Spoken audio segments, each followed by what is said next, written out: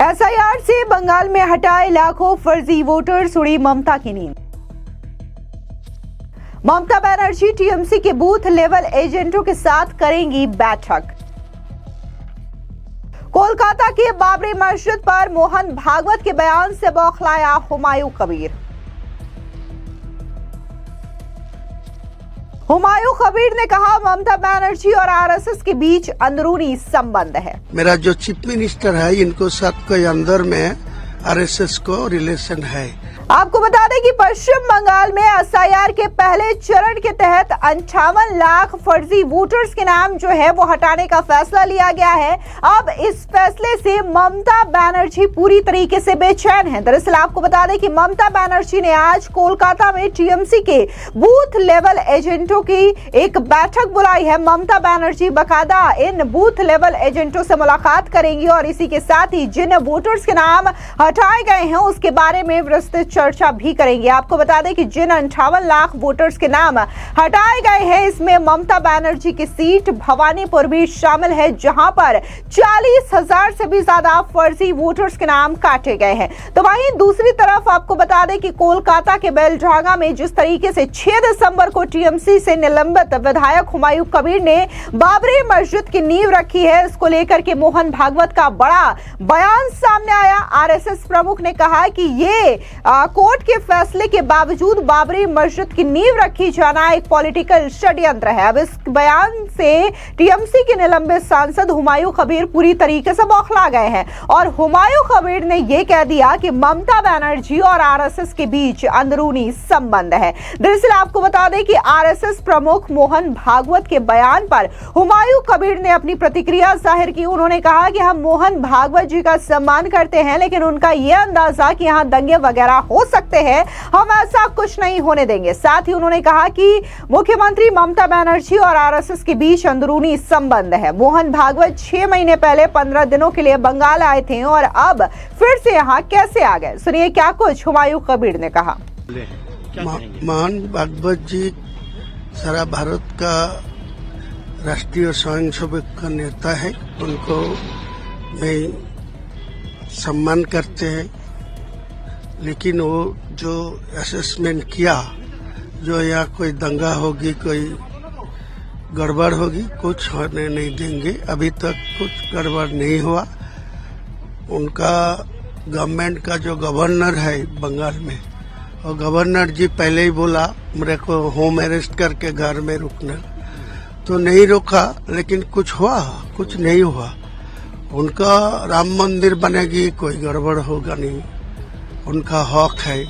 उनका सारे मंदिर बना रहा है, कोई हक है।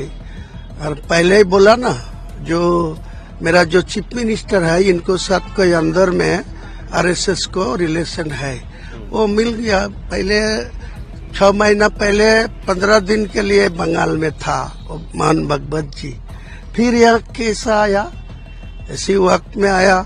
आने का टाइम जो परमिशन लगा, वो वेस्ट बंगाल का गवर्नमेंट का ही परमिशन चाहिए, तो बैक करके हाईकोर्ट को एक परमिशन लेके आया। ये सब लोगों को मालूम है, मेरा भी मालूम है, आम जनता को भी मालूम है। ये मुख्यमंत्री को साथ आरएसएस का प्रधान मोहन भागवत जी के साथ अंडरग्राउंड में वो वाजपेयी जो था, उसी टाइम से इनको साथ क्या रिलेशन है सब लोग को पता है, खुला हो गया।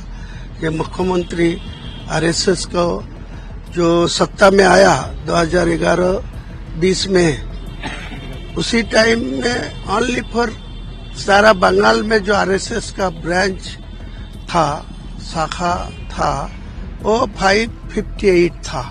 आज का दिन में ममता बनर्जी आरएसएस को मदद देने, इनको पुलिस अधिकारी लोग मदद देने के लिए 12,000 पूछ किया, 12,000 आरएसएस का।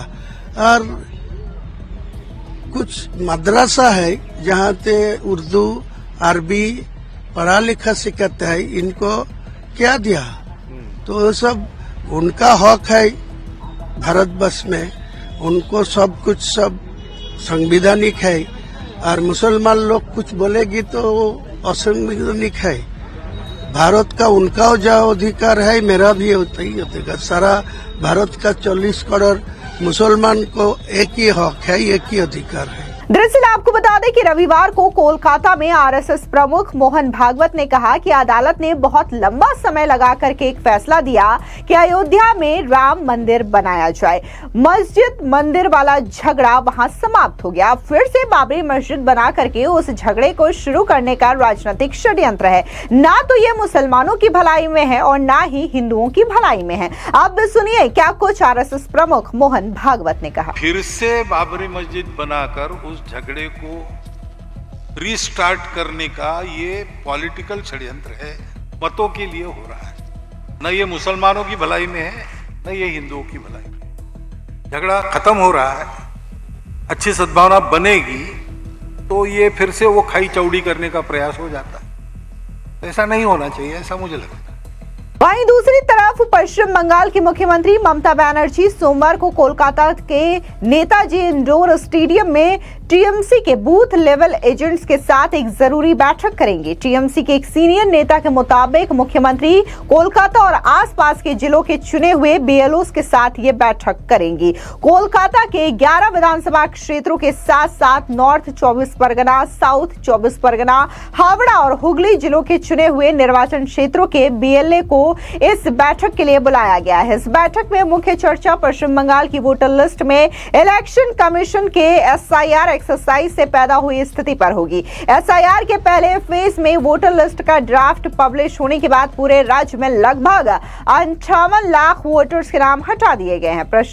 प्रतिशत के हिसाब से कोलकाता के 11 विधानसभा सीटों ने लिस्ट में सबसे ज्यादा वोटर्स के नाम हटाने का रिकॉर्ड बनाया है और इस लिस्ट में मुख्यमंत्री का अपना चुनाव क्षेत्र भवानीपुर भी शामिल है। हालांकि ममता बनर्जी ने पिछले हफ्ते भवानीपुर के बीएलओ के साथ अपने कालीघाट घर पर बैठक भी की थी। उस समय उन्होंने इशारा किया था कि बीएलओ के साथ बड़े लेवल पर आगे की बातचीत होगी। अब सीधे तौर पर जिस तरीके से फर्जी वोटर्स के नाम हटाए गए हैं, इसने ममता बनर्जी की नींद उड़ा दी है और ममता बनर्जी टीएमसी के बूथ लेवल एजेंट के साथ आज बैठक करने वाली है। वहीं इससे पहले आपको याद दिला दें कि प्रधानमंत्री नरेंद्र मोदी जो है वो नादिया पहुंचे थे, जहां पर उन्होंने ममता बनर्जी की सरकार पर जोरदार हमला बोला, एसआईआर को लेकर के बयान दिया और इसी के साथ ही ये भी कहा कि कैसे टीएमसी लगातार घुसपैठियों को संरक्षण दे रही है, उन्हें बचाने के लिए पूरा जोर लगा दी है। और उन्हीं के बयान को लेकर के जो पश्चिम बंगाल के बीजेपी अध्यक्ष हैं सामिक भट्टाचार्य, उनका बयान भी सामने आया। क्या कुछ उन्होंने कहा, सुनिए। देखिए, त्रिपुरा का जो डेवलपमेंट है वो विजिबल है। पश्चिम बंगाल का जो अतीत था वो लेकर उन्होंने बात किया। वो सारे बंगाली को यही आवेदन किया कि आपका पड़ोसी राज्य जो है त्रिपुरा, अब उसका साथ पश्चिम बंगाल की तुलना करिए, उसका उस जगह का विकास की गति देखिए और पश्चिम बंगाल को देखिए। जो लोग आज मोदी गो बैक बोलकर सोशल मीडिया में चला रहे, पोस्टर लगा रहे हैं, वो अगर गो बैक घुसपैठिया बोलता तो पश्चिम बंगाल का स्थिति कुछ दूसरा होता। इस जगह मूलतः ही हिंदू विस्थापितों की जगह है। बहुत सारे मोतुआ, नमसूत्रों, हिंदू का सभी वर्णों का लोग उस पार से आकर इस जगह पे बैस गए। कोई स्वतंत्रता का बाद में आया, कोई 71 का बाद आया, कोई उसका बाद अर्ली 80s में भी आया, उसका बाद में भी आया। तो उसका जो मांग था सिटीजनशिप का, उसका जिक्र उन्होंने किया है। और पूरा डेमोग्राफिक चेंज जो हो रहा है, सिर्फ पश्चिम बंगाल नहीं, पश्चिम बंगाल को जरिया बना करके आज वनांचल, सीमांचल, बिहार और झारखंड के भी सीमाना बदल गया है। तो पहले लाभ जिहाद चलता था, अब लैंड जिहाद चल रहे हैं। तो इसलिए प्रधानमंत्री चिंतित है। कोई बात उन्होंने जनता के सामने रखा। बहुत ज्यादा उन्होंने दिखाया किस तरह से ममता बनर्जी लगातार विरोध कर रही है, सीएनआरसी के नाम पे भड़का रही है। क्या कहना चाहिए? देखिए, ममता बनर्जी एक अस्थिरता पैदा करना चाहती है। ममता बनर्जी हिंदू मुसलमान के अंदर दरार तैयार करके उसका बाद चुनाव में जाना चाहते हैं।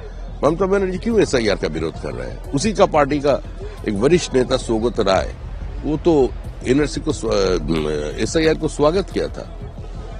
एक कॉन्स्टिट्यूशनल बॉडी उसका काम कर रहे हैं। सुप्रीम कोर्ट बोल दिया है जो उसका काम करने देना चाहिए। मुख्यमंत्री ने पहला बोला कि हम एसआईआर होने ही नहीं देंगे, पार्टिसिपेट ही नहीं करेंगे। बाद में ये देखा गया ये सारे तृणमूल कांग्रेस का कार्यकर्ता बीएलओ को डरा रहा है, धमका रहा है, उसको पंचायत ऑफिस में, पार्टी ऑफिस में, क्लब रूम में लेकर के उससे फॉल्स डॉक्यूमेंट अपलोड करने के लिए बाध्य करने का कोशिश कर रहे हैं। और जितना आपको दिया गया, अभी जिन लोगों को फेस करना पड़ेगा, करीब करीब 1,30,000 लोगों का बस नोटिस जाएगा। उसका देखिए आगे आगे में होता भी क्या।